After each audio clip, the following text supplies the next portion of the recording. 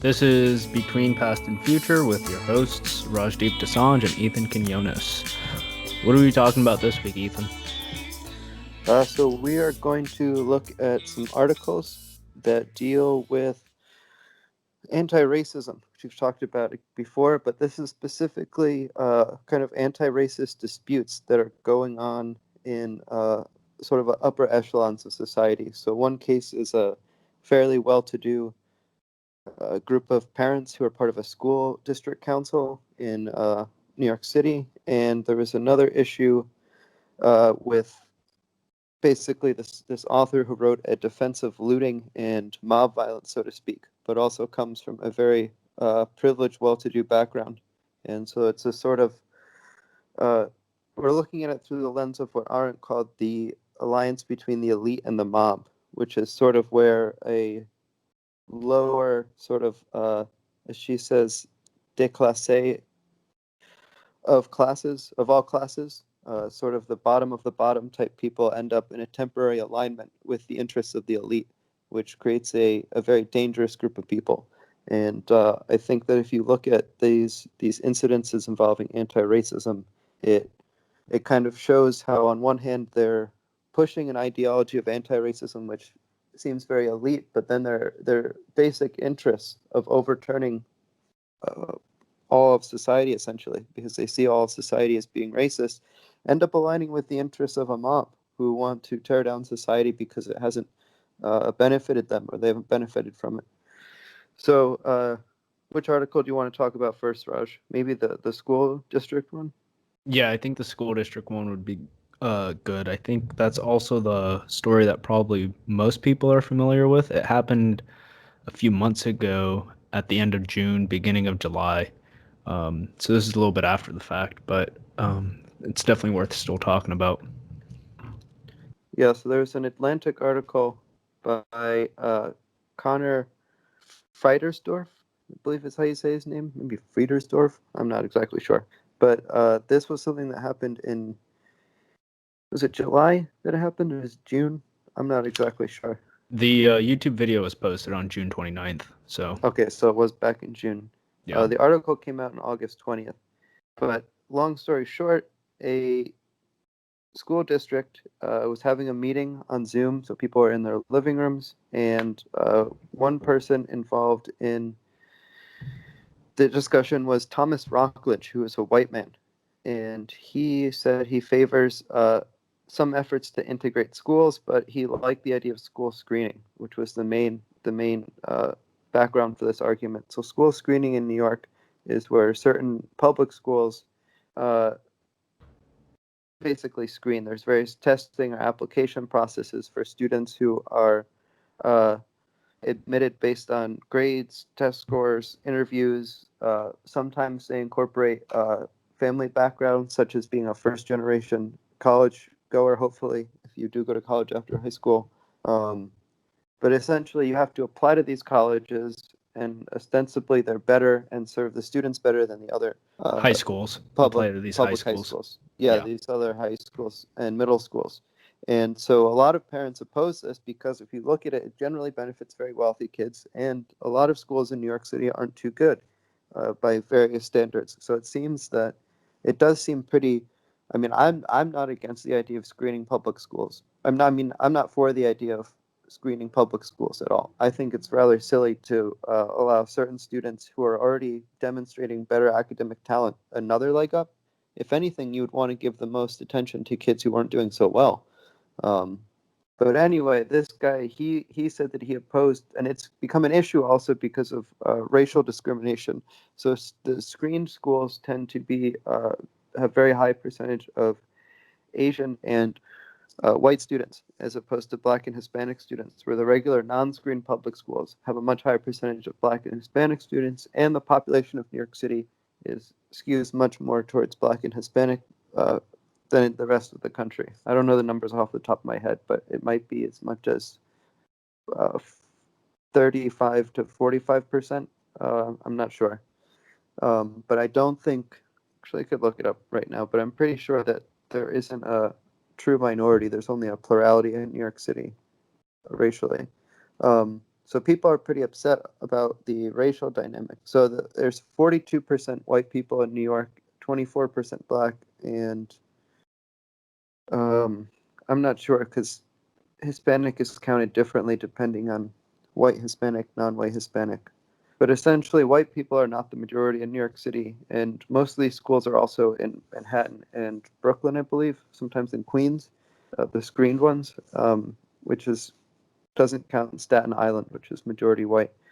Um, but anyway, so this guy Rockledge says that he doesn't support the segregation in schools and wants to integrate them better, but he doesn't want um, to get rid of screening altogether. And he said that in classes that exceed 30 students, everyone learns better grouped with peers of similar ability. So he's taking a sort of uh, stance that screening actually helps students because it groups together people with better ability. And he also adds that his daughter applied to a screened school but didn't get in. So he supports them even if his own child isn't benefiting from them. During the meeting, 3 hours 3 hours and 8 minutes into the meetings, another member called the screening structural racism, and he interjected and said, "My living room is integrated right now." He was in the living room with his friend, who happened to be black, and about 6 minutes after that, during an unrelated conversation about the NYPD, Rockledge briefly held a black baby on his lap. And the baby is the nephew of his friend Maisha Moore. And she said later that she had given him the baby to hold. She needed to do something, needed her hands free. The accusation against Rockledge that emerged was that he was using the baby as a prop, that he had picked it up and put it on his lap to make some sort of statement. And it was offensive because he was using a child as a prop, and especially a white person using a non white child as the prop. Um, so this immediately blew up into a big hullabaloo. It went all over the internet. I actually didn't really see too much about it at first until I saw this article. But the reason why I think it's extremely interesting is because when you start looking into the people involved, they very quickly start espousing the sort of anti-racist party line that we've been criticizing. And, more and more people are starting to criticize recently. So one of the characters involved in this council is Shino Tanakawa. Not sure if that's how you say it. I think so. She's a first generation immigrant from Japan. She came as a kid in the 70s. She's involved in education for a while. Um, Several years ago, she started to get involved with, quote, the work of anti racism and the pedagogy of the oppressed. Um, and she, quote, realized how little I knew and I was interested, so I started taking workshops from different organizations. It's not like you can get a degree that you completed this anti racism work, it's a lifelong journey. She goes on to say, if you're really interested in creating an equitable system, the only place to be is on the side of the Black and Latinx families. Uh, Goes on to say she wants to dismantle a system of oppression that she sees present in the New York City schools, and that we are supporting the system by buying into this narrative that one, Asians are the model minority, and two, that a meritocracy exists.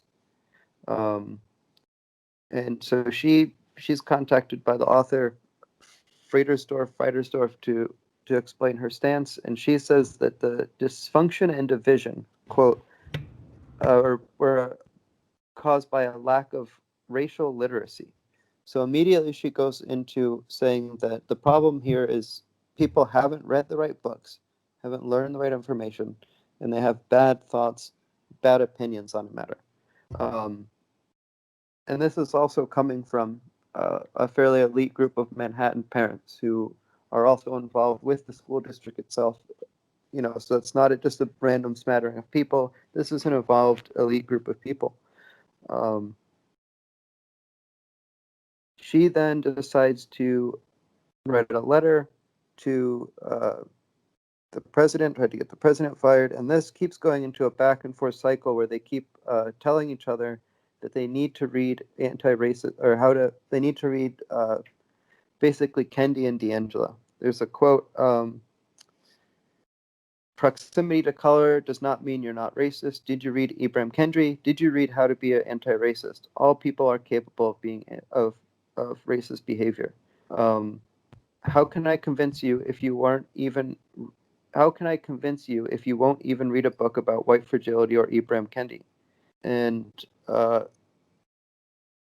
yeah, I don't know. It sort of demonstrates that there is a kind of a religious nature to the way that these people read books, and it's infected various levels of school districts, school boards, community meetings. Let's say there's a community garden that has a meeting or a notice board.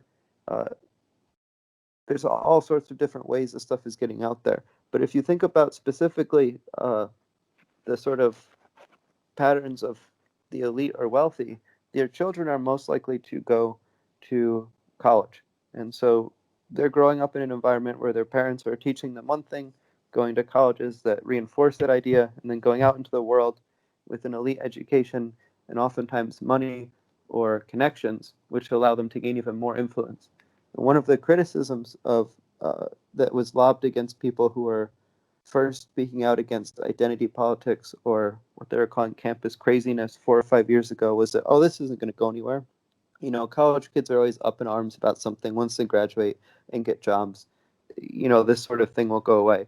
But I think it's actually the opposite, and it's become the norm in these sort of. And I don't think these aren't billionaires, but they're an elite in the society that they're in, probably the upper 20%. And it Yeah, they're seems that probably it's mostly professionals. yeah, a professional managerial class. Managerial class is a term used sometimes. So between lawyers, doctors, um, upper level managers, HR directors, vice presidents, maybe, but not necessarily, like, I don't know, who's that guy, Sergey or whatever from Google, or Or Elon Bezos. Musk or something. Yeah. Yeah. Well, Bezos is his own weird island of That's beside the whatever point. he is. Yeah. Yeah. Um, but yeah, I don't know. What was your take on this whole thing, Raj? Because it seemed to me that it was a pretty big red flag that this stuff has become the norm, at least within 10 to 30% of any group of people you're going to be around in certain circles. Definitely, I think the idea of it being in certain circles is important because this is something that you will see more in Los Angeles or New York City. Here in Sacramento, I haven't actually run into too many of these kinds of people. Um, and in Fresno, it's almost non-existent. You'll find smatterings of it on college campuses. So I'm sure that there's some people in all of these places where they might buy into this sort of mission of being anti-racist, at least in the identity politics way of it. And it is a very disturbing trend. I want to read real quick the part. This is from a woman whose last name is Broshi, and this is the part that really went viral. Um, it hurts people when they see a white man bouncing a brown baby on their lap and they don't know the context. That is harmful. That makes people cry. It makes people log out of our meetings. They don't come here, they don't come to our meetings, and they give me a hard time because I'm not vocal enough. And I'm not trying to be a martyr. I'm trying to illustrate to you that you think I'm a social justice warrior, and you think I'm being patronizing, and I'm getting pressure for not being enough of an advocate. I take that to heart. That hurts me, and I have to learn how to be a better white person. Read a book. Read Ibrahim Kendi. Read How to Talk to White People. It is not my job to educate you. You're an educated white male. You can read a book and you can learn about yourself. Um, when she says it in the video, it's a bit more impassioned, but I don't know. Something about this I find very disturbing. This hyper focus on race. I don't think that is the way to move past racism. And I think one of the troubles that we're having right now in society is the definition of racism itself, um, or being a racist. Because traditionally, the definition for racism includes some notion of thinking that your skin color is superior than another's, and that your skin color affords you certain types of uh, privileges, I suppose. Recently, the definition to racism got changed because some teenager wrote to Merriam-Webster dictionary. Uh, and I want to go through a few of these definitions if you don't mind, Ethan. No, go ahead. Racism, a belief that race is a fundamental determinant of human traits and capacities, and that racial differences produce an inherent superiority of a particular race. This is from Merriam-Webster dictionary. Racism, behavior or attitudes that reflect and foster this belief, racial discrimination or prejudice. And then definition 2A, the systemic oppression of a racial group to a social, economic, and political advantage of another. Definition 2B, a political or social system founded on racism and designed to execute its principles. So one of the things that's happening with the anti-racist is they're working with this definition, the second definition, um, the definition that relates to social systems and various political systems.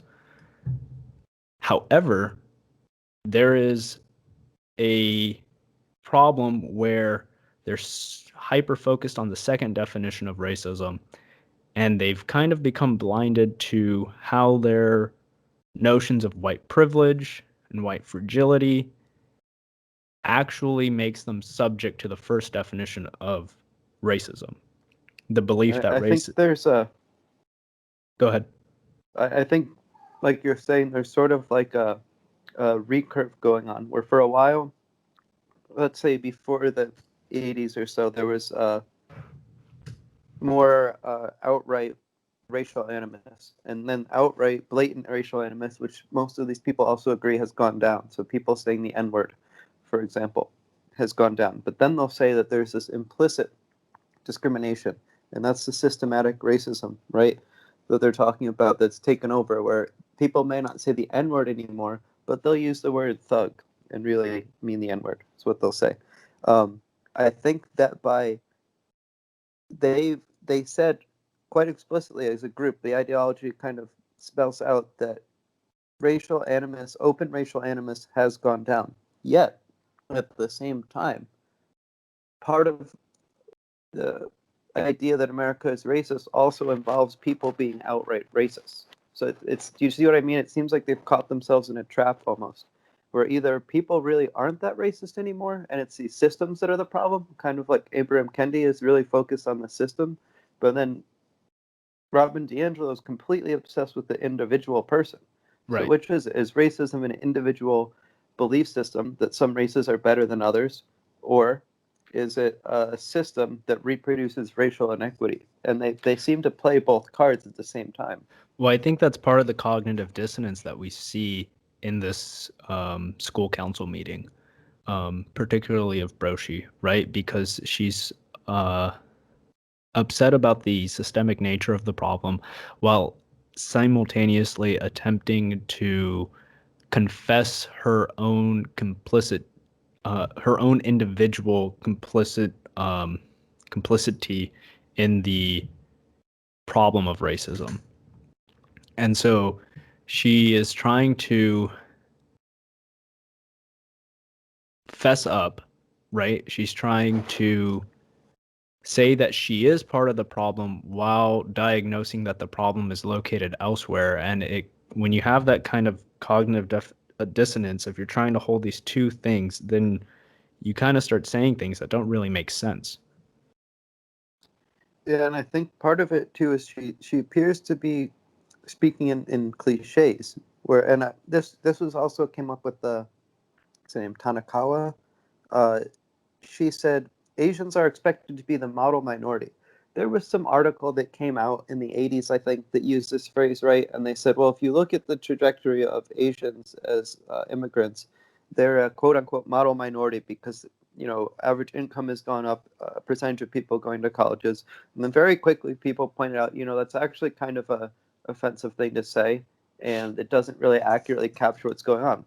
Despite the fact that it was never widely used for a very long time, outside of small circles, people still hold that up as a sort of straw man specter of the indivisible racist America, where I don't know anybody. I've never heard anyone use the term model minority except for to critique this imaginary ghost.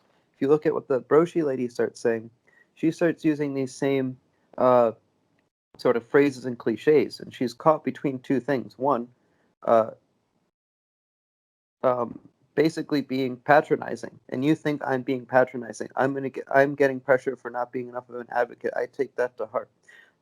You are a white man. It's not my job to educate you. You can read a book. You know, she's sort of making these staggered statements that go back and forth between, is she an authority who's telling him something, or is she a white woman whose job is just to, you know, educate and point out, or is it not her job to educate because she's a woman and he's a man? It seems like she's just jumping between various cliches and trying to take various things she thinks she should be saying and put them together, and it really just turns into someone yelling and not making too much sense. um, yeah, I don't know, she really goes off the deep end there.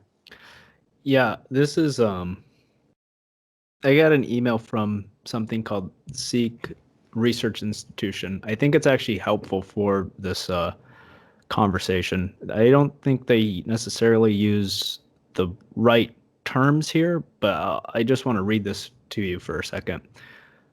Moral truths are informed by outward marks. Inner truths must be discovered individually. Moral truth is told to us, given to us as information to learn and digest, straightforward and clear. Inner truth takes hard work.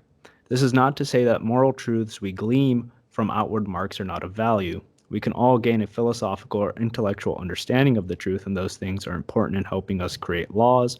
But the truth which needs to be discovered at an emotional level is fundamental, because without it, we cannot understand. It seems to me that this is exactly part of the problem in this um, anti-racism, this new anti-racism morality. Because it is emerging right now, people are trying to consume the information sort of as fast as possible because they think that the world is burning due to racism.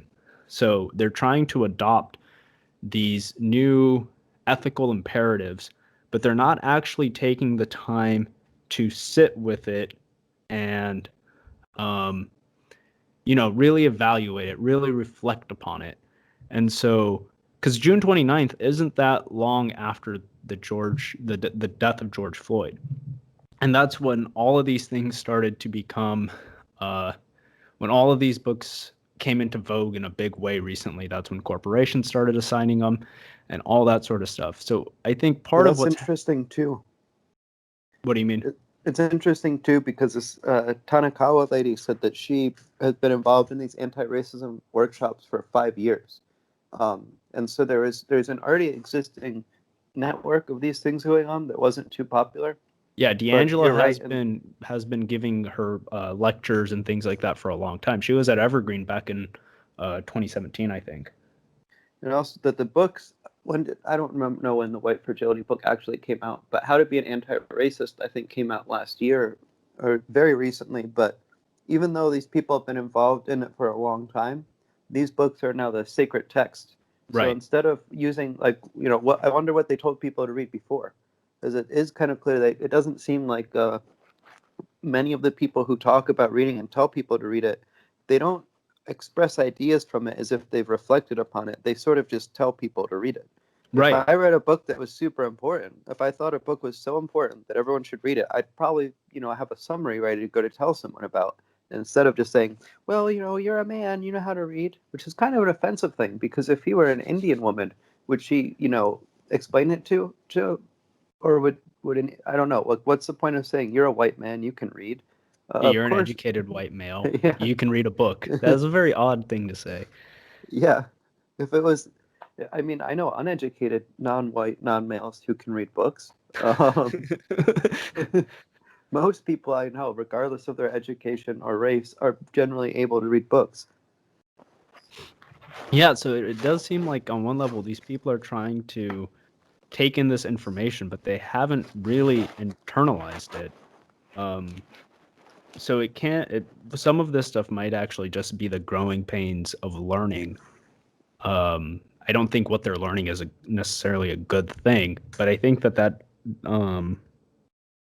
helps explain part of the breakdown in the conversation. is that these I think people it's haven't actually read the text properly. I think they're probably actually kind of bad readers because usually when you read something, you have some grasp of the main points of the argument and you can recapitulate it to other people. there's two things though. One, especially, I mean, okay, one Ibram Kendi book does not really say much about what to do. How it doesn't say almost anything about how to be an anti-racist, except for like 12 little bullet points at the back of the book. Most of it is this sort of postmodern diary thing going on, and talking about how some violent stuff happened in the past. And so, if a white person trying to figure out how to be an anti-racist read that book, they would actually probably have a very difficult idea. If you're talking about someone who, like, first of all, if you're going to sit down to read a book to figure out how not to be racist, I think you might already have a problem. Right. But you know, let's say you're trying to do that, it doesn't really seem like there's very much in that book to actually tell you what to do. With Robin DiAngelo, it's completely different. It doesn't make any sense. It just literally makes no sense. And it's the worst book ever written.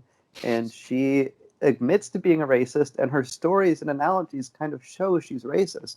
So it may And why not would even you take be. lessons on how to not be racist from a person who says they're a racist?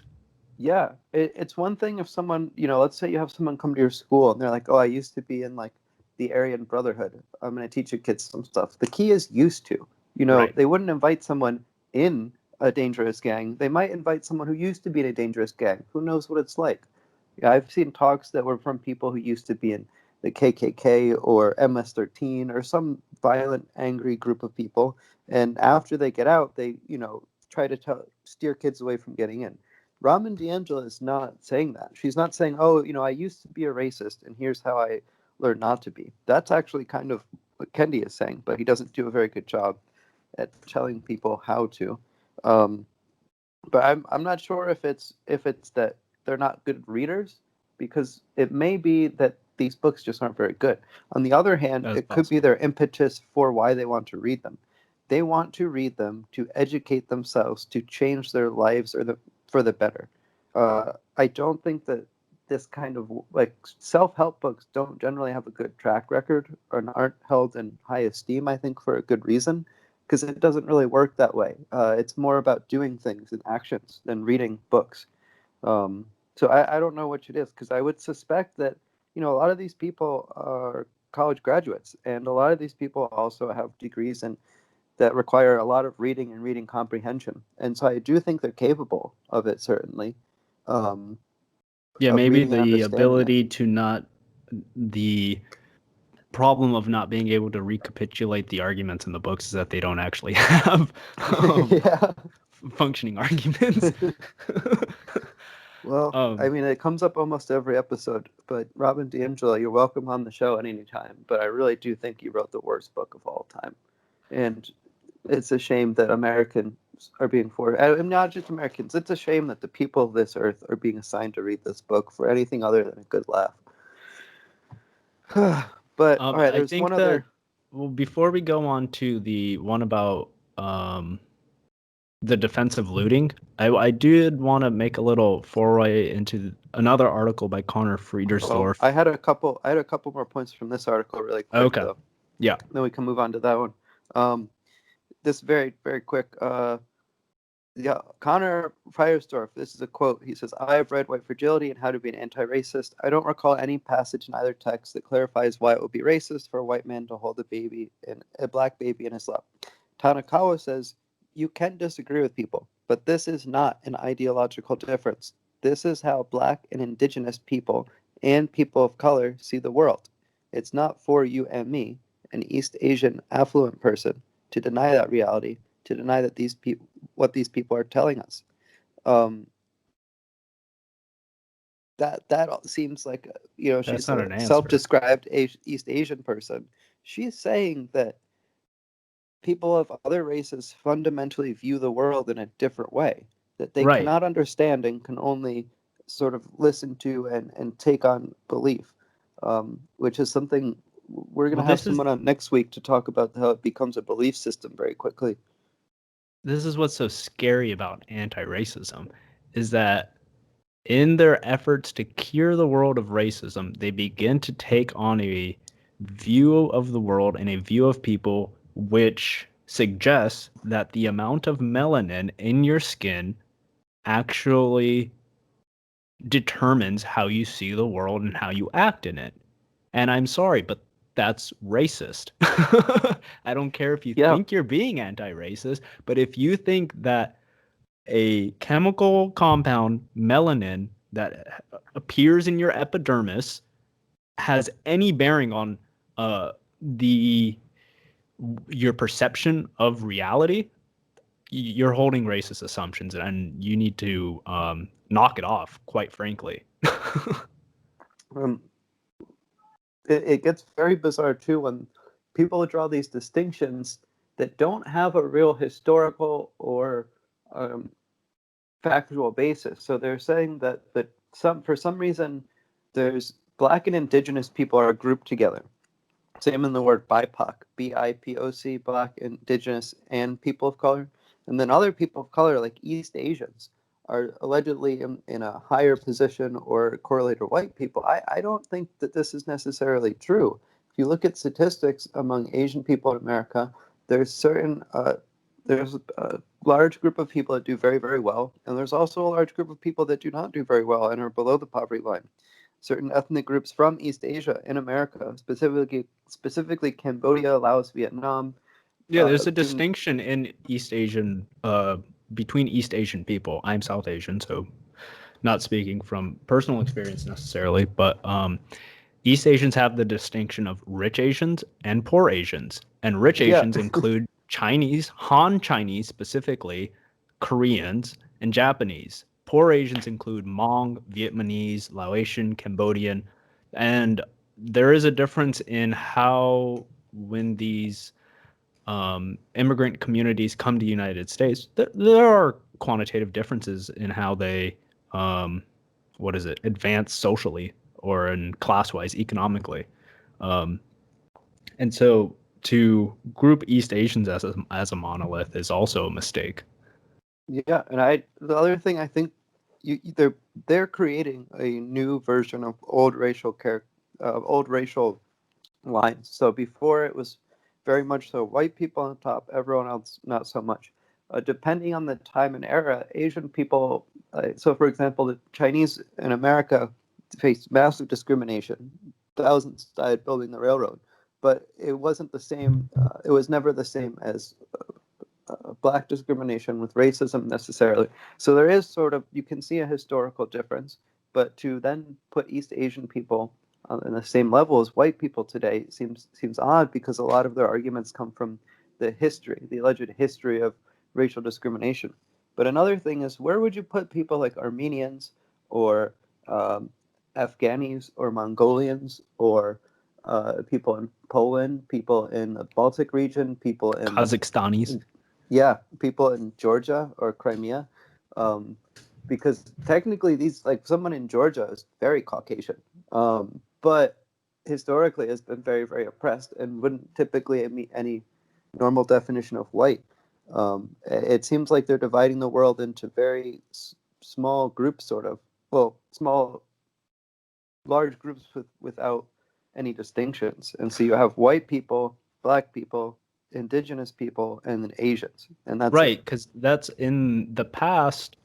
White didn't even necessarily really mean white in terms of skin color. It had much more to do with being WASP or white Anglo-Saxon Protestant, and like the Irish became white, Italians became white. They didn't start out as white because they weren't part of this Anglo-Saxon stock, so to speak.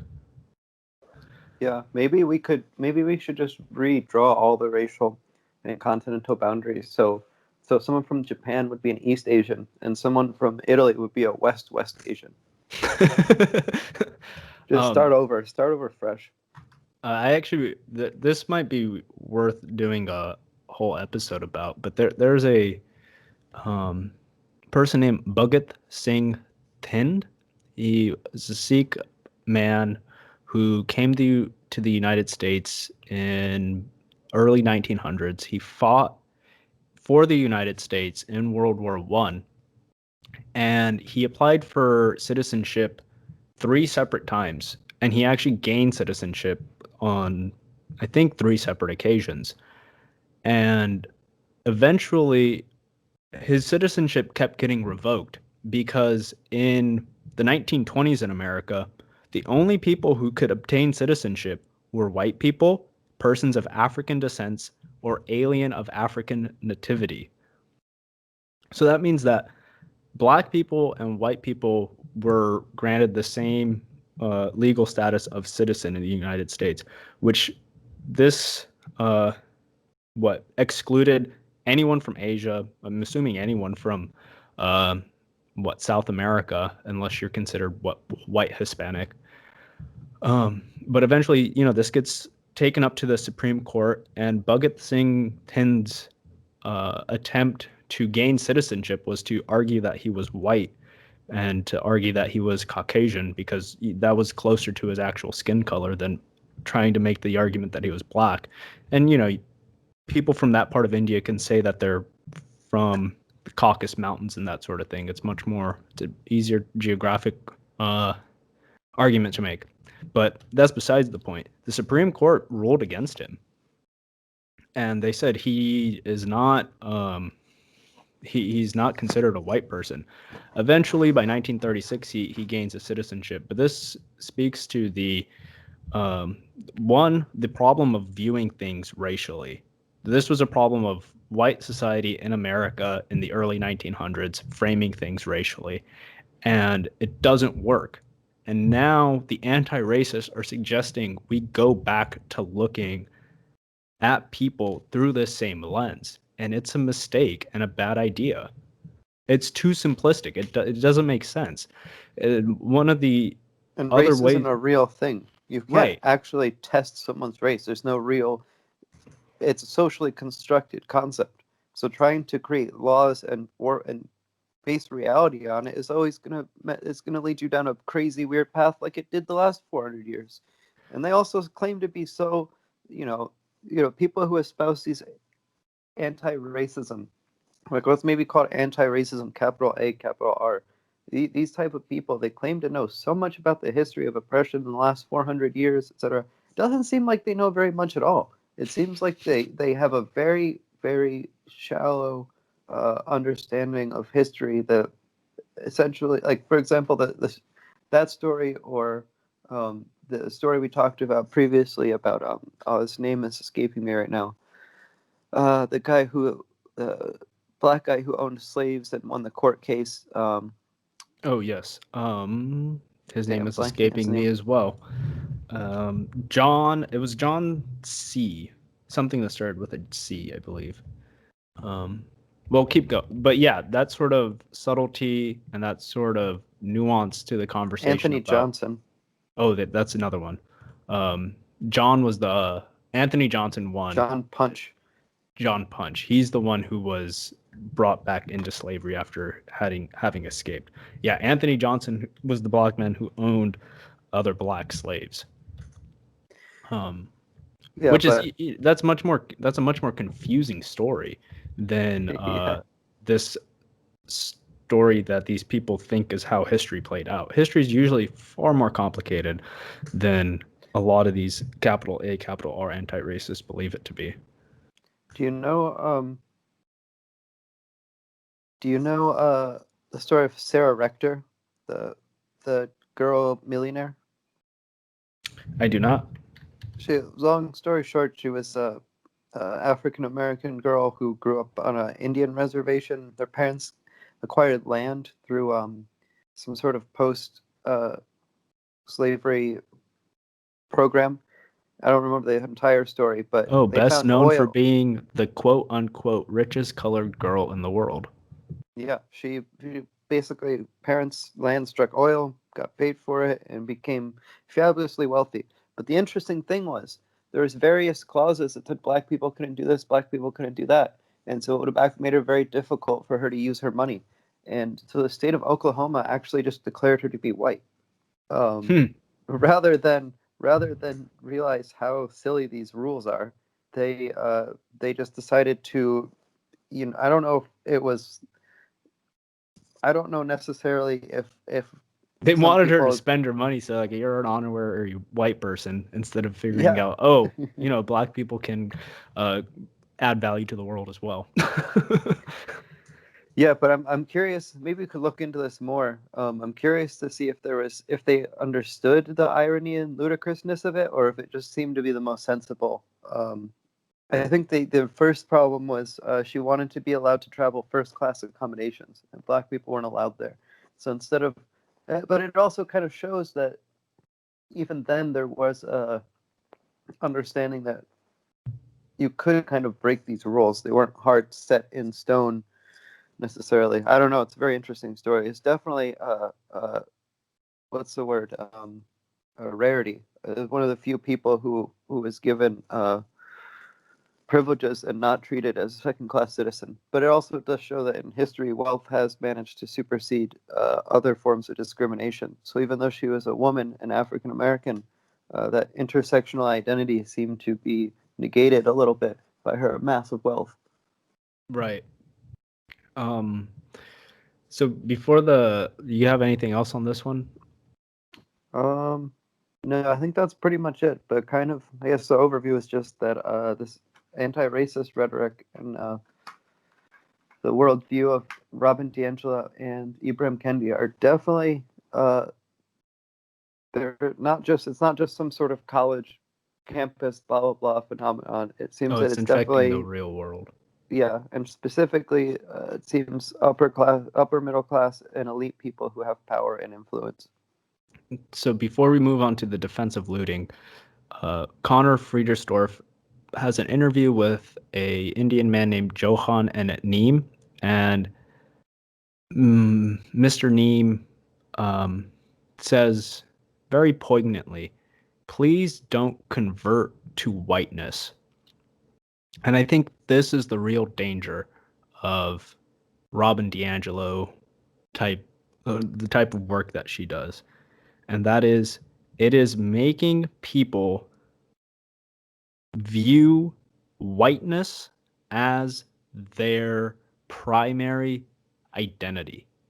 And when you start defining yourself based off of the color of your skin, this is the problem. Um, and the idea that people are converting to whiteness, so to speak, metaphorically, I think that is the real danger. She's awakening a white racial consciousness, and that doesn't lead to a good place. Yeah, there's this sort of meme cliche that's been going around for a while saying that what's the thing? White people have the privilege of not thinking about their race. Um, and this gets back to the whole white privilege argument uh, generally, but basically, white people have the privilege to not think about their race or not view themselves as raced people. Let's assume that to be true. Uh, why would that be a bad thing? Wouldn't you want that privilege to extend to all groups of people? And it seems like their solution and their answer to a privilege is to tear it down and negate it and take it away. When really, if you're thinking about it as a privilege, then you would want everyone to have it. So another example, is a lot of times in certain stores, black people will be sort of followed or looked at with suspicion by various shop owners. It definitely happens. I don't know how often it happens, but the claim is that it happens very, very often, which seems likely, um, and that white people aren't. I've actually had this experience where I've been followed around or looked at suspiciously, particularly when I was a young teenager. Me and my friends would go to corner stores all the time. Um, but I haven't had it happen to me super often or have it become egregious too much since I was like 13 or 14. I don't think it's happened at all. But what people will say to this is, "Oh, isn't that so horrible? Isn't that so horrible?" Well, what do you want to do? Do you want shop owners to not follow anyone, or do you want them to start following white people around? In that instance, of course, you don't want shop owners to start, harassing white customers. Well, when it comes to something like this about not seeing yourself as raced or having to think about your race all the time, shouldn't that also be the same? Shouldn't we try to create a society where black people, Hispanic people, Asian people, they don't have to think about it all the time? Well, that's the thing. It's even the term Hispanic, that's not racial. And what happened with um Bhagat Singh Thind he had to make a ludicrous argument about fitting into a racial category. But the idea, like East Asian, that's not a racial category. If we wanted to get specific about racial categories and, brown people, yellow people, just think about how offensive it is to think about Asians as yellow skinned. That hasn't really caught on in this new revival of racial consciousness. And most I don't believe that it is only the quote unquote privilege of white people to not think themselves as being racialized. I think that it has been a particular problem of ADOS people in this country that they've had to think about themselves in a racial way because, this does have to do with the history of the United States.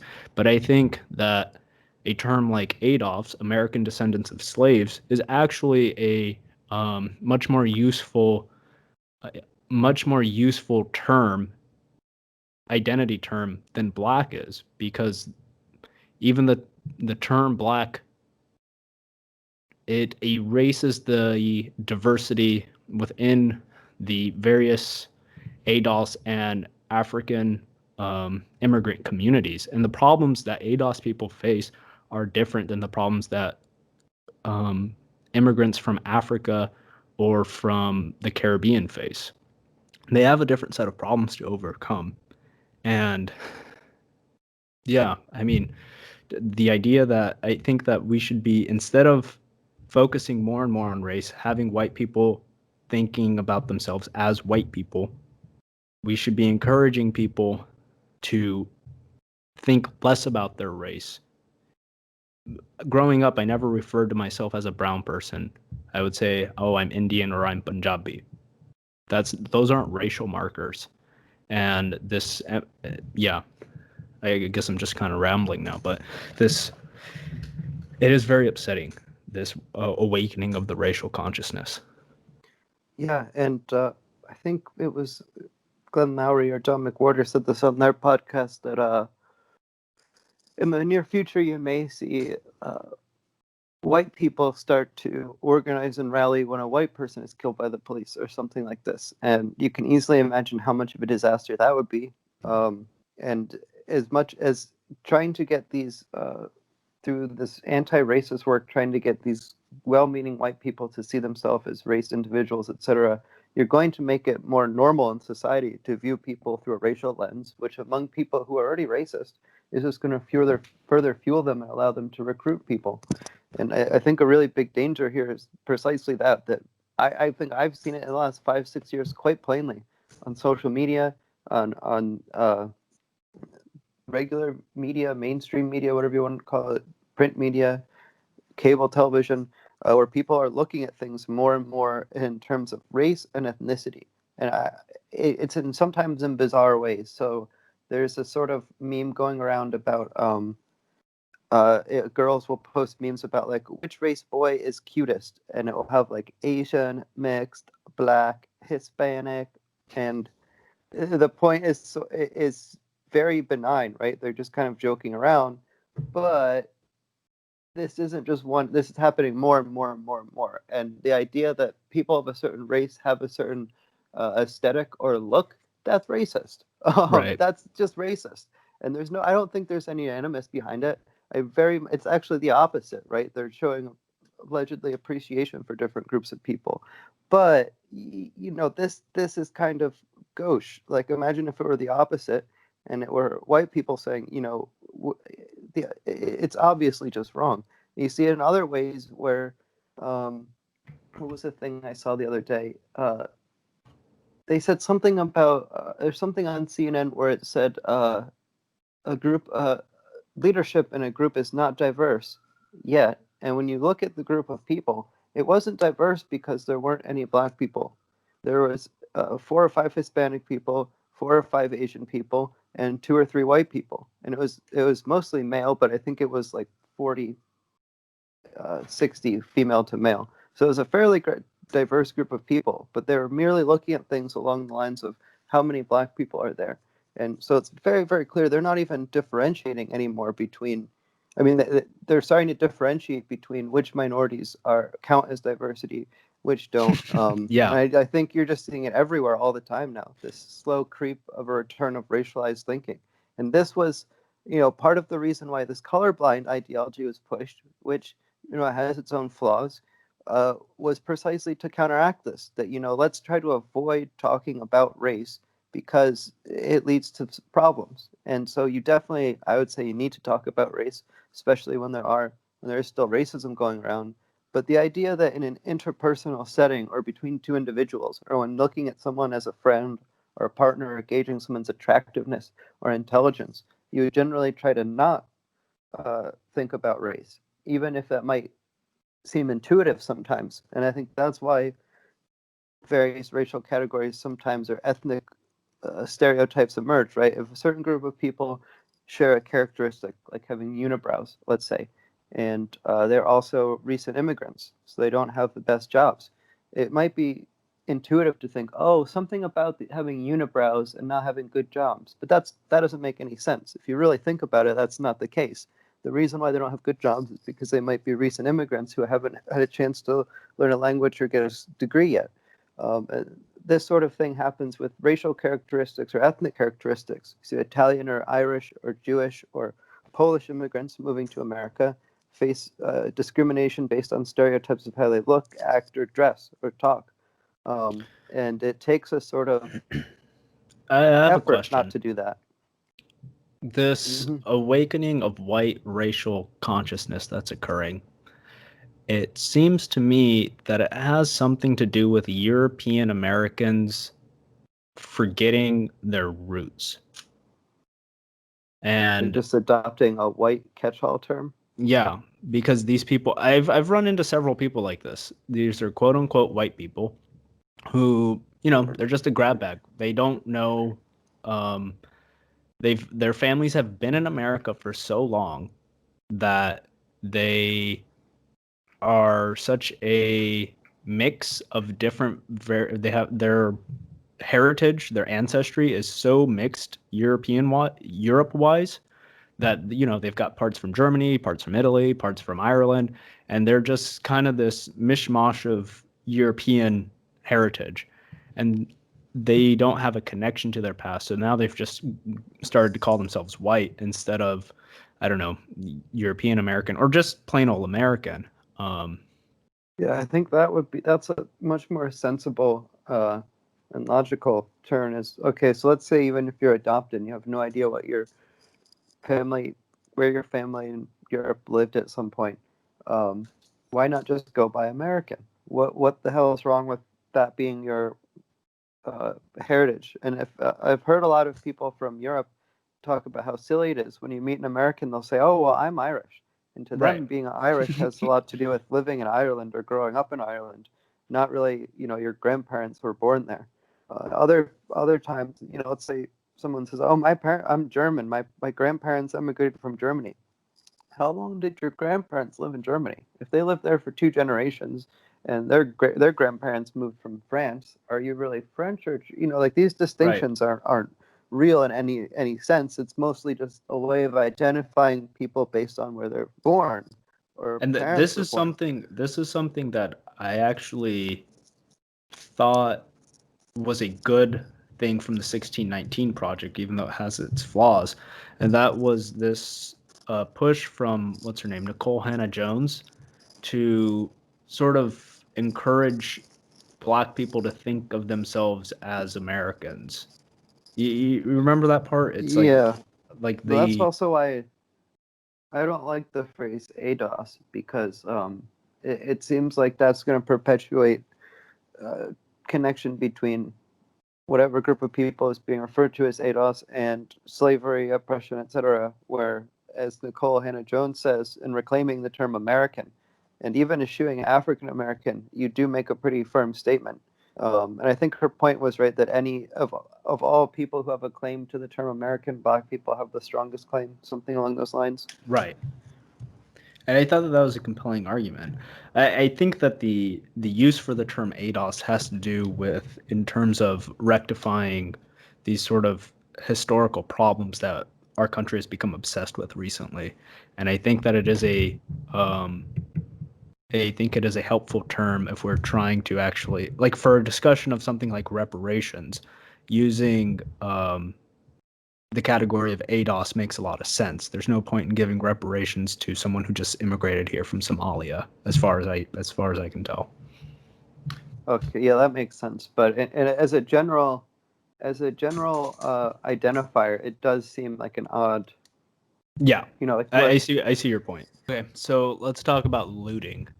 And there's an article written in the Atlantic by a fellow named Graham Wood, talking about a book by a woman named Vicky Osterweil called In Defense of Looting: A Riotous History of Uncivil Action.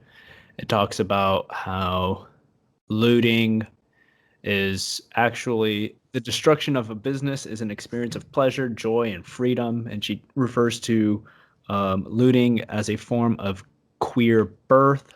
Riots are violent, extreme, and femme as they rip, tear, burn, and destroy to give birth to a new world. Yeah, and I looked into a little. I didn't read the whole book. I found partial excerpts, and there isn't really much elaboration on what the femme part or the queer birth really is. It just seems to be an association between queerness being good and rioting and looting being good. And there's this sort of imaginary line drawn between the two of them. There's no explanation. She could have said that rioting is I can't think of a similar. She could have said that rioting is a deeply neoliberal thing. It would be the same exact sort of why, how, for what reason. You're just correlating something to completely unrelated things. I don't know. It doesn't really seem to make much sense to me. Yeah, and some quotes from the book are so you can get to the heart of that property relation and demonstrate that without police and without state oppression, we can have things for free. Um, Looting strikes at the heart of property, of whiteness, and of the police. It gets to the very root of the way those three things are interconnected. And it also provides a people with an imaginative sense of freedom and pleasure and helps them imagine a world that could be. And I think that's part of it. That doesn't really get talked about. That riots and looting are experienced as sort of joyous and liberatory. And Graham Wood makes this point, and that yeah, the people who are looting are definitely having a grand old time. It's fun to not follow any rules and enter this sort of like uh, Bachian revelry, and like just go crazy and take it whatever you want and pure hedonism. But one is going to have to clean up the mess you've made later, and oftentimes they seem to be poor or working class immigrants who are doing this, even if it's not their own business. But the people who ended up cleaning up in New York City the next day after people trashed things tended to be poor working class immigrants. And the other thing is, free stuff will run out after a while. So yeah, you can go get free food by robbing the deli one day, but when the deli owner stops buying the food, you won't be able to steal it anymore. Um, but I think important too is we did some research into Vicky Osterwald, who wrote this book, and they actually graduated from Cornell in 2009, magna cum laude. There's a 2011 New York Times article. I tried to do some more research into her background. Their dead name is Willie Osterweil, same last name. I didn't find anything related to the transition or anything like that. I don't really think that's important, but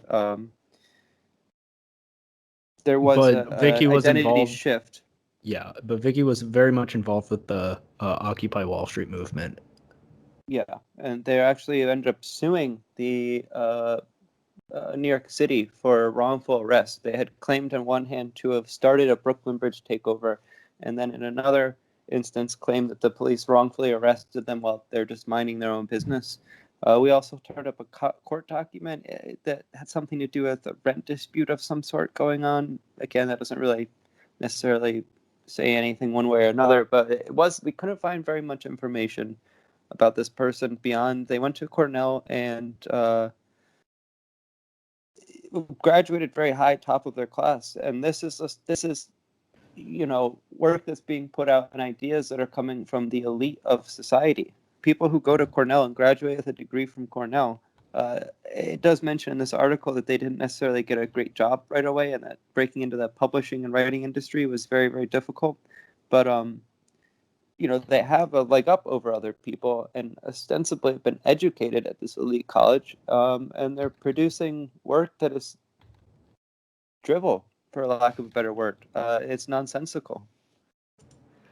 I think it is worth noting that this book was originally published back in 2018 under Vicky's dead name of Willie uh, Osterweil.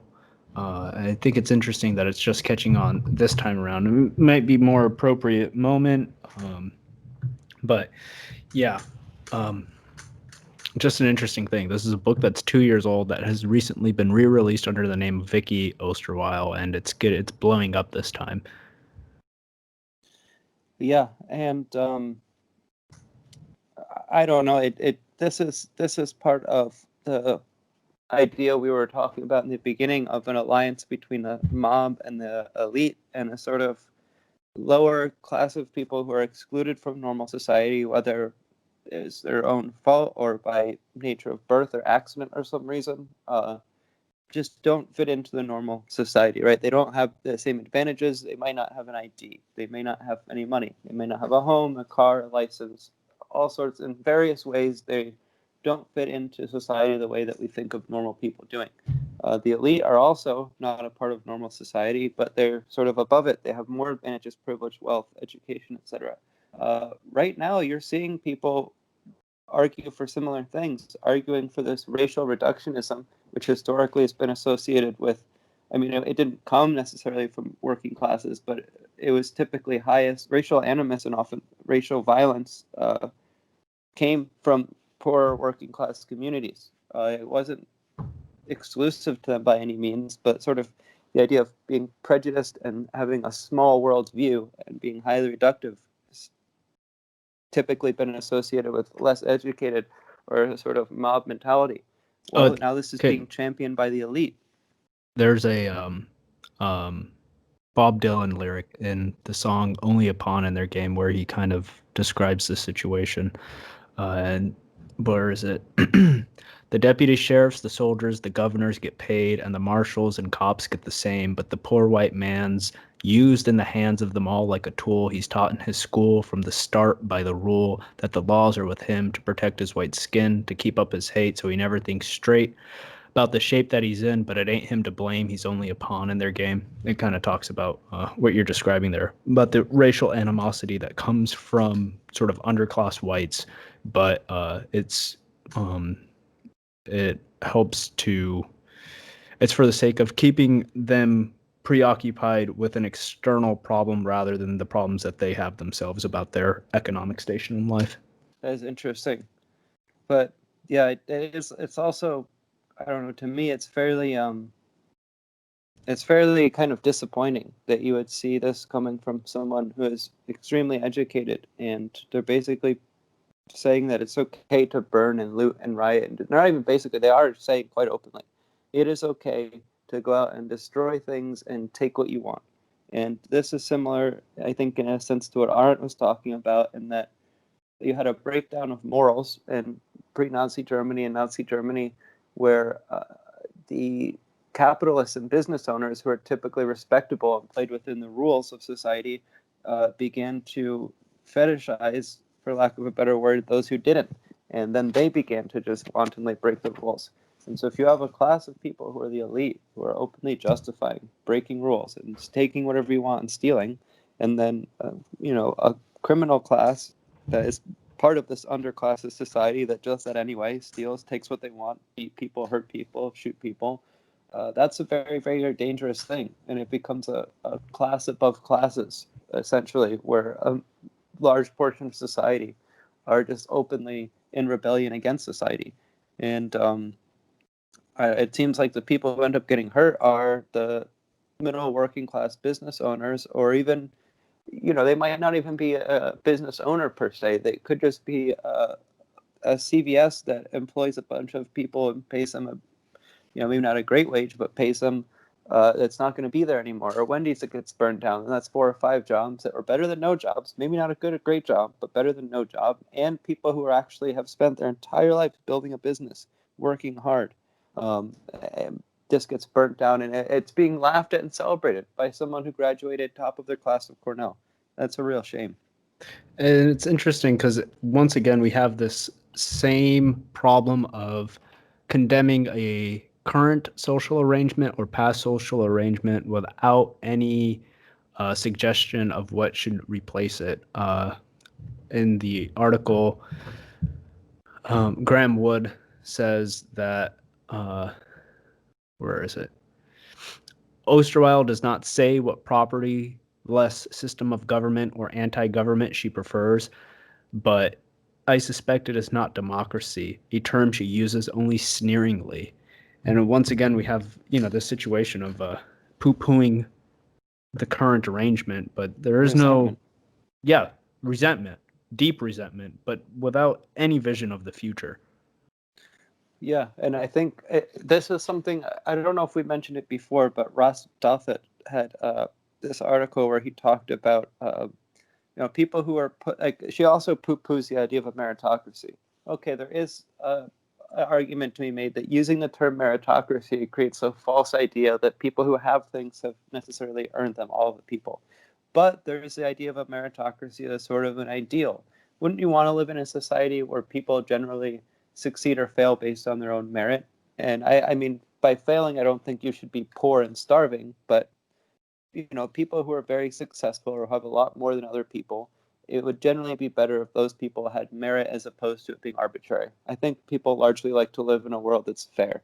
Um, they begin to poo-poo this idea of meritocracy or fairness at all, and part of that's because they grew up in an environment. A lot of these upper middle class, college educated people grew up in an environment where they were constantly being forced to work hard, push, push, push, work for this, get this, study extra hard, and denying themselves freedom or enjoyment or any sort of hedonistic pursuit. Once they graduate from college and it suddenly, realize the fallacy of this whole way of life, then their response is to start burning down and destroying things because they don't feel like they've benefited from the system they've worked so hard for their entire life. And I think that's kind of what you see too in this resentment thing is people who are actually the beneficiaries of the system. They're suspecting, oh, it wasn't that I was smart and got to go to Cornell. It's just that I'm a white male. So me being a white male is what happened to me, and then they feel guilty that they haven't really, that they don't really deserve it. Which in a lot of cases, it seems likely that the rich kid who went to Cornell and got a degree may not have deserved it in a abstract sense more so than a poor black kid who didn't end up going to Cornell. So there may be some pseudo genuine reason to feel some sort of guilt or I don't know empathy for people who aren't in your situation, but the result seems to be resentment, and they seem to be very angry at the system that brought Right. them to where they are. And see, this is what is interesting about this sort of alliance between the elite and the mob subsection of society, and that they have joined into this sort of unholy alliance, to use a cliche, um, about tearing down the society, when traditionally a well functioning elite class of society is meant to serve the rest of society. Yeah, like an Um, aristocracy type situation. Right, and that's you get a lot of this type of feeling actually from some of John F. Kennedy's speeches and his what he had to say about politics, because he came from a very well-to-do kind of patrician-like family, and it was very much this notion of serving. You see it even in the Kennedys who are currently in public office these days. They might not actually be serving in the proper ideal, but they do pay lip service to that kind of idea. It's that the well-to-do elite are meant to serve the society and help those in, the underclass and middle class. Yeah, and That's what all the um, acquisition of skills and networking is intended for. Yeah, and if you look at how modern colleges function, you have they're over. Let me see if I can pull up this article. Here it is. So this is a Ross Douse article from the New York Times from July 18th, et cetera, et cetera. He's talking about the article is called "The Real White Fragility: Does the White Upper Class Feel Exhausted and Oppressed by Meritocracy?" Um, there's a fellow named Peter Turchin of University of Connecticut whose work on the cycles of American history may have predicted this year's unrest. He has a phrase called the overproduction of elites. We've had a surplus of young, smart Americans pursuing admission to a narrow list of elite colleges whose enrollment doesn't expand with population, even as foreign students increasingly compete for the same stagnant share of slots. Then, having run this gauntlet, our meritocrats graduate into a big city ecosystem where the price of adult goods like school and housing has been bid up dramatically, while important industries like academia and journalism supply fewer jobs even in good economic times. They live they live half in these crowded, over-competitive worlds and half on the internet, which has extended the competition for status almost infinitely. So you have a large group of people who are fighting for status, and they're not getting what they want, and when they do get what they want, they don't feel fulfilled by it. And college is functioning as a way to certify people's to certify that you have passed through some sort of gauntlet and achieved something. And oftentimes it has to do with rich people sending their kids to a school so that they can get a certification, which allows them to get a better job. But a lot of these people getting the certifications aren't getting better jobs. So then they start to resent the system that is supposed to be giving them jobs rather than perhaps the economy or the journals that aren't hiring people, or the fact that um, admission hasn't been expanding. So there's still only 2,000 kids graduating from X college every year, whereas there's 50,000 more kids graduating from University of Phoenix every year. Obviously, they're growing for a reason. And that's interesting. This idea of like Harvard's not graduating a larger class every year. And do you know about the school, the college, Blackrock College? Yeah, it's in Colorado or something like that. There's like 7 or 8 students. It's like a radical anarchist school or something like that.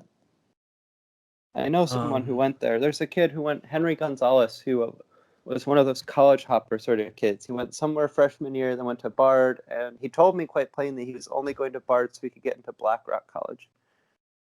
it looks like that's not actually the right name. That's a school in Ireland. Uh, Is it Black. Blackwater or something? Um, let me see. No, that's Black, I'm not. I'm it's not the Black school Mountain that College. Black Mountain maybe is. Yeah, Black Mountain College. So it has. Oh wait, no, I'm thinking. No. That's in North Carolina. Um, let's see.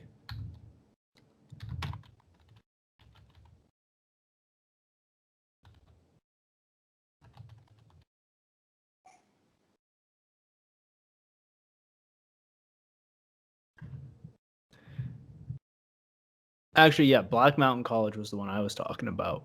Oh, Um, I'm thinking of Deep Springs College. That's what I was thinking of. so Black Mountain College was a college started by a bunch of sort of avant-garde artists, including John Cage, who's most famous for composing "quote unquote" a song called 433, which is just 4 minutes and 33 seconds of an ensemble sitting on stage not playing anything. It's this avant-garde piece, which is supposed to make you think about silence. um, and it's interesting. This school was um, active from 1933 to 1957, and sort of the reason I bring it up is there hasn't been Hmm. very many new colleges that have been built in the United States that reach the elite level of something like a Stanford or a Northwestern or a Harvard. And the idea that there aren't really new colleges being built, except for maybe certain state universities and things like that. But like Harvard's admission or Harvard's graduating class is staying relatively the same, but also there's no new Harvards being built. Yeah, and they're probably like it does take a certain time for an institution to get that level of Yeah. respect and history, but I think it isn't an accident that there aren't more elite colleges. I think that if you build too many, they won't be as special, right? And there's this sort of mystery and mystique built into Harvard being so old a tradition. But in reality, if the country is doubled in size 4 or 5, I don't know how many times it's doubled in size since Harvard was. What was the population of America in 1600 of the colonists? Probably less than 400,000, right? So the population has increased tenfold, um, at least. I don't really know, but the population has expanded rapidly, and they aren't graduating too many more students. And like Graham Wood pointed out, there are not Graham Wood, Ross Douthat pointed out, there are more and more international students coming: China, India, Brazil, Russia, etc. And it makes sense because they have more money, better school systems. It's easier to travel. It's easier to learn different languages. But if there's 400, if 20% of the undergraduate is foreign students, that means that there's less spots for American students, and American students are going to feel a little bit aggrieved after that after a while. Yeah, and then they start writing books like In Defense of Looting, and the, large sections of our country right now are experiencing nightly looting, and they have been for most of the summer. There's a point in Russ Douthat's article where he says, let's see, imagine yourself as a relatively privileged white person exhausted by meritocracy, an overworked student or fretful parent, or a school administrator constantly besieged by both.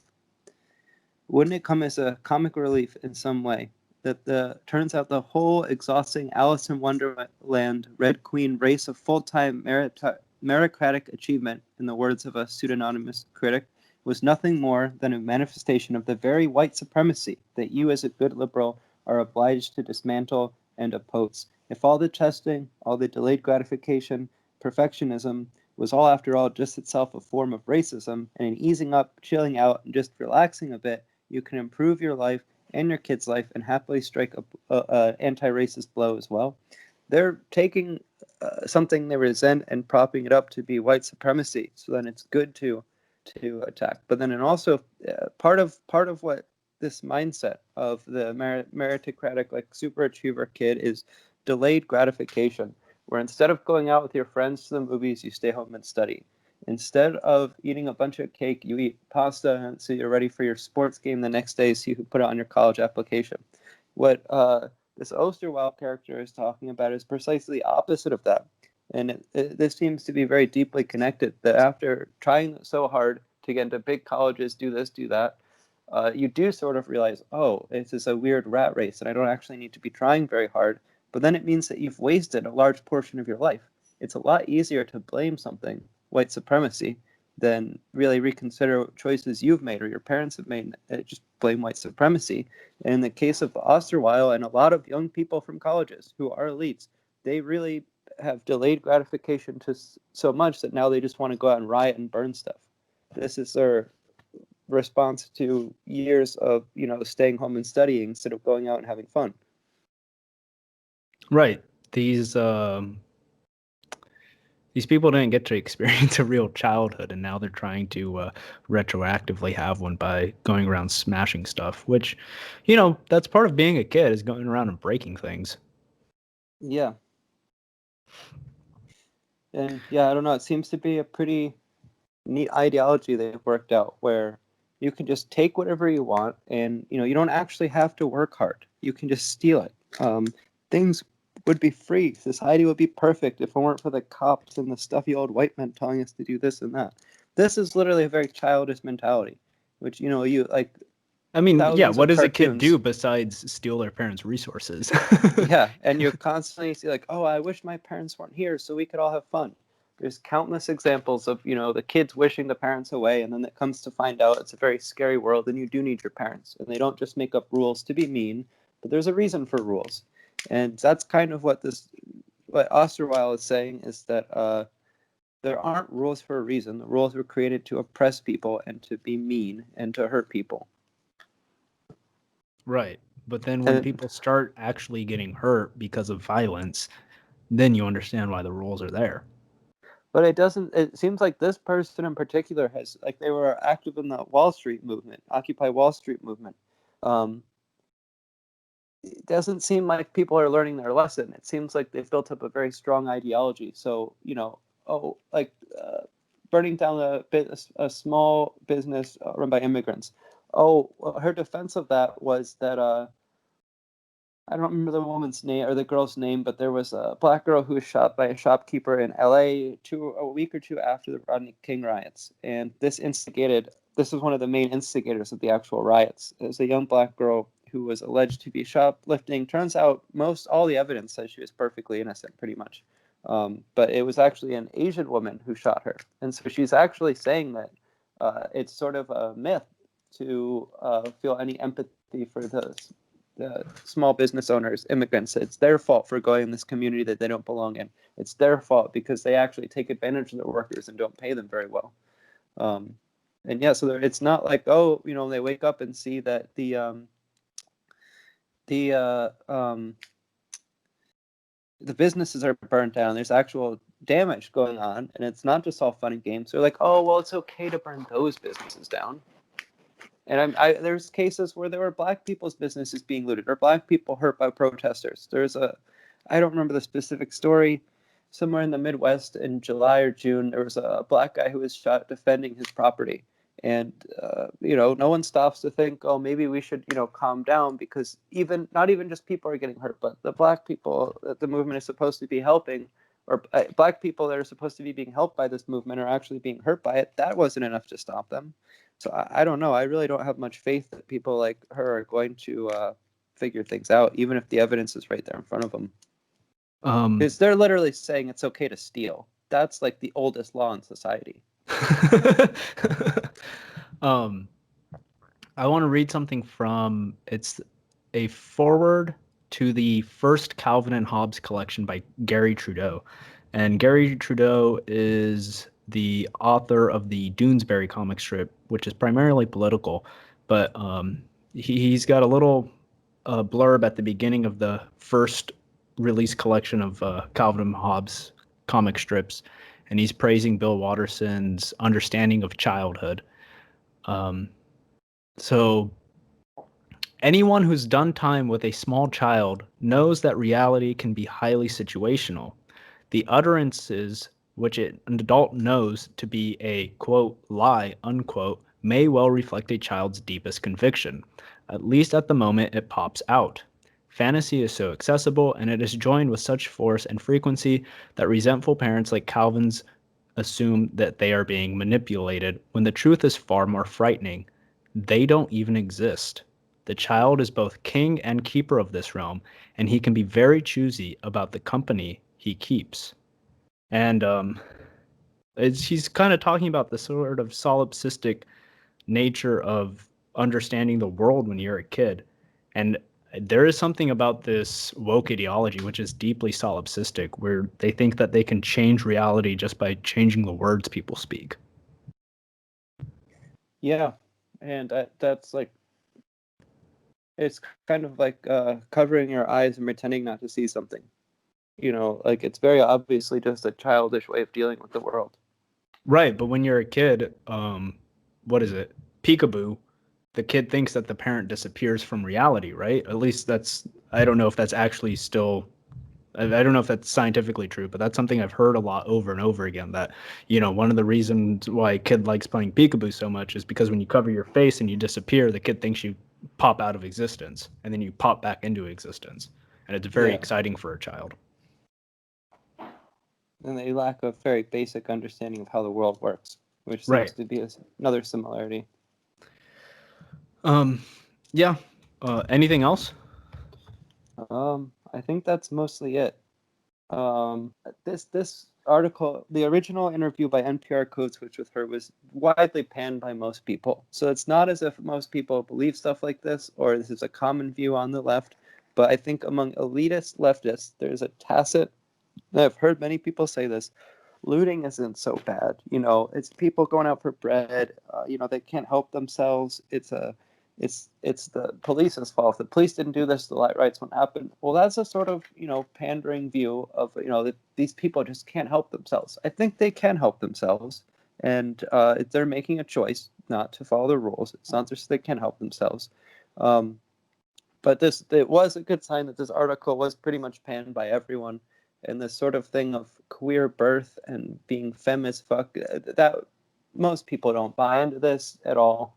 So I don't think the point of this podcast is that leftists are as radical or insane as this person, but it is, and I do think it's indicative of a general trend that this person went to an elite school, most likely grew up with some sort of privilege, and this is what they end up promoting and using that privilege and education to do.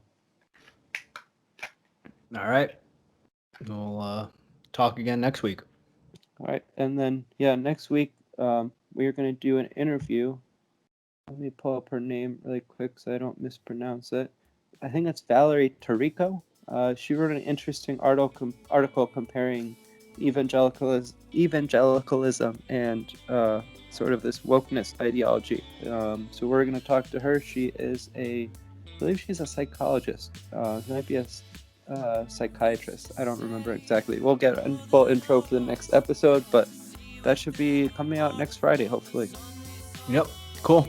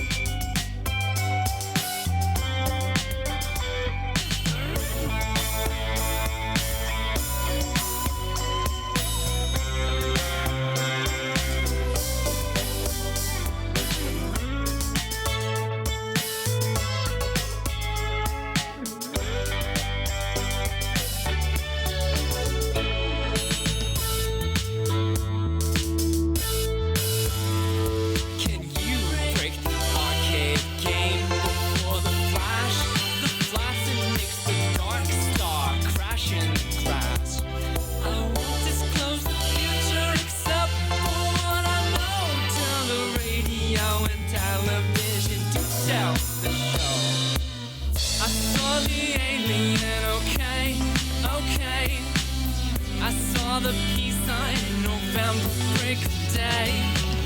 I saw the alien, okay, okay, shining in the sky, November break day. I saw the alien.